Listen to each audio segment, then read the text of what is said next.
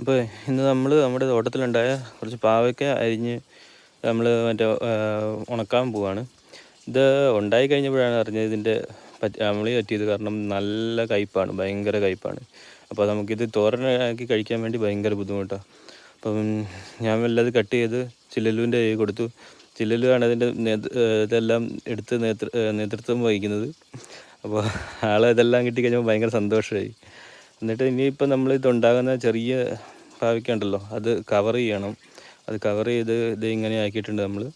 അത് കഴിഞ്ഞ് പറിച്ച പാവയ്ക്ക ഇച്ചിരി വെള്ളം ഒഴിച്ച് നന്നായിട്ട് കഴുകിയെടുത്ത് കഴിഞ്ഞിട്ട് നമ്മൾ അരിഞ്ഞെടുക്കണം. അത് വട്ടത്തിൽ അരിഞ്ഞ്, എൻ്റെ അരിയുടെ സ്പീഡ് കാരണം കുറച്ച് അമ്മ എടുത്തുകൊണ്ട് പോയി. അമ്മ അരിഞ്ഞ് നമ്മൾ ഉപ്പൊഴിച്ച് മെല്ലെ അടുപ്പത്ത് വെച്ച് തിളപ്പിച്ചിങ്ങെടുത്തു.